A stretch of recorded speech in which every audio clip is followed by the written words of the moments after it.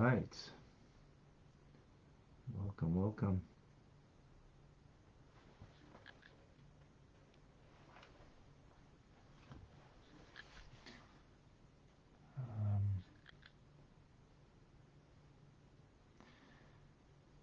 Let's invite some people to come and join us.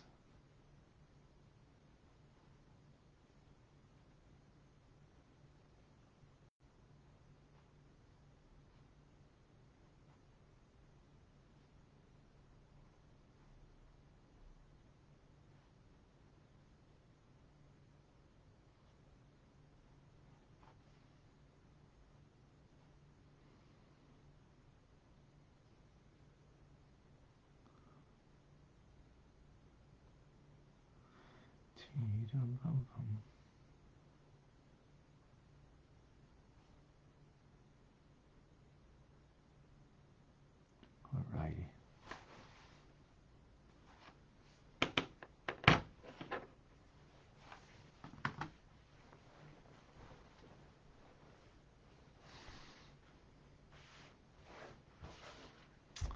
Good Tavach, everybody. Shavua Tov.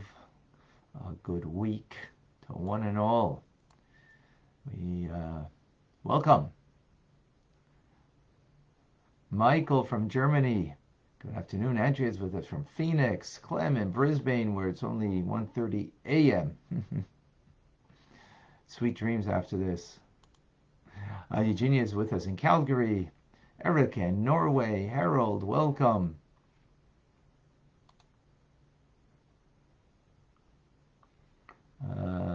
Who else is with us? Rusty in Texas. June also in Australia. Denise is in New Jersey. Shavua Tov. Lori in North Carolina. Boker Tov. Jan is in Mexico. John in North Carolina. Madeline in New York. Yabar in Barranquilla, Colombia. Tim in Texas. Shavua Tov. Leah is in Fort Myers, Florida. Good morning. Liba and Davida Tavoch in New York. Katie is with us in Texas. Myron in Lomita, California. We have Diane in Arizona. Luz in Portugal. Hello. Mark in Santa Rosa. We have with us Alice in Baltimore on Instagram. Dr. Miriam is with us. We have Mario, Heather, and Marlene is with us. Yenta Telebenta, April, Sonia, who else? Koi in Peru. On Cool in Clubhouse, we have with us Bachi and Vilma, David, Andrea, Tim, Michael, Merle, Sheer, Adam, Hamdan. Oh, welcome. In Dubai. Beautiful. Okay. 2 parts today, if you recall, for Shabbos, and then for today of Tanya, double portion, do it in 2 parts.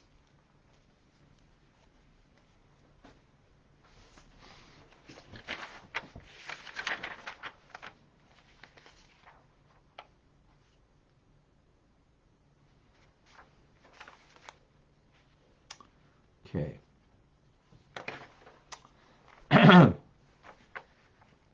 So we spoke previously that even if we just fix a time during the day, as we're doing right now, to learn Tanya on a daily basis, and you fix a time at night, a short time, whatever you're capable of doing, you become Ushpizen Ligvura, a host to the Almighty.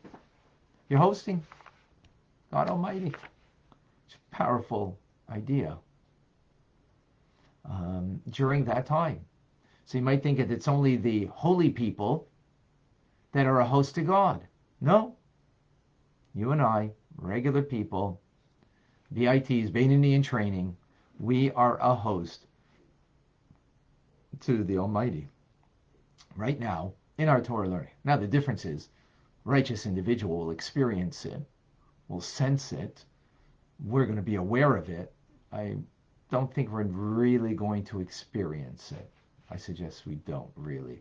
We do experience the consequence of that, which is that we're uplifted, we feel lighter, we feel more connected to our spirit, but that we're actually a host to God Almighty. That's, again, if you think you're experiencing it, I would suggest to you that no, we're not. We need to know it though, and we need to think about that and allow that to integrate and become, that we can truly appreciate that, and we can know it with a certainty, because our soul is experiencing it, and the more we make our soul primary, the better chance we'll have at least a sense of that truth. Now, what's with the rest of our time? We're not learning a whole day. We're not praying a whole day. People have got business. They've got other things to do. So the Alter Rebbe continues with this thought. And he says that if we were granted more free time, that we could study Torah, and that we would do that.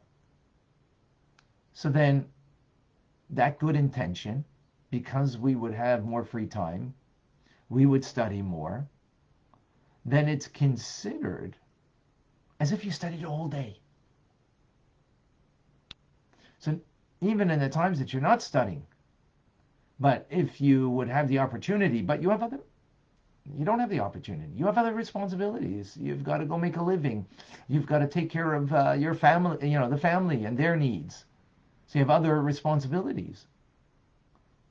So by the fact, though, that we have that mindfulness, that if I only had an extra half hour that I could spend to study, then it's considered that good intention as actual deed, as if you studied a whole day. Which means then you are a host of the Almighty. Now, it goes further with this idea. How about that's for study? How about other things in my life, not just the study of Torah? How about the fact that I give charity, but I give a charity only part of my earnings, a tenth, up to 20%. So the Alter Rebbe says like this: you're engaged in business. When do you make an abode for God? When you give charity, right? So even if you give only up to the fifth, right? Up to the fifth, from 10 to up to the 20%. The other 4 parts of your money also become an abode for God. But I didn't use it for God. Well, so this is equivalent to offerings on the altar. Offerings on the altar that were brought from the animal kingdom, they were brought from vegetation. And by bringing one animal, of the animal kingdom, you elevate the entire animal kingdom.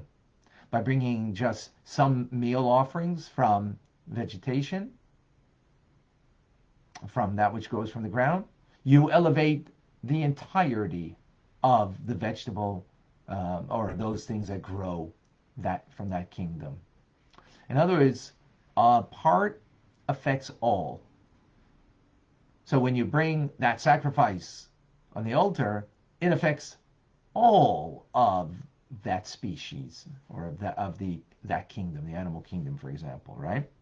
So the same thing is if you only brought on the altar of God 10%, 20%, right? That's all you did. 10%, 20%. But because you elevated that towards God by giving that to charity, to tzedakah, then you elevate that 1/10 or 1/5 elevates the rest of everything that we don't give. And that's apart from the fact that the food and drink that we do use, right? Like if you ate before this class, Well, what that food and drink gave you energy that you could now learn Torah better and to pray and do other mitzvahs in a better fashion. So that also gets elevated. The point being that even though you use only a part of your money to for God, meaning for charity, for the mitzvah of tzedakah, yet it uplifts, it elevates the rest of your funds just the same. Just like, if you only have a certain amount of time to use for Torah study, but if you had more time, you would, because Torah study, there isn't an end of the obligation. When it comes to charity, there's an end to the obligation. 20% is the end of the obligation. 1/5 of your funds, of your net earnings. That's the end of the obligation, right? Torah study, there's no end to the obligation. So if you got more time and you use that time to study, so even if you didn't study, what happens? Didn't study because you didn't have the extra time, because you had other responsibilities. It is as if you studied a whole day. Just like your charity. It's as if all of your money is charitable funds, even though you only gave up to the 20% to fulfill your obligation. Meaning, it all becomes an abode for the divine, for godliness. Powerful, beautiful idea.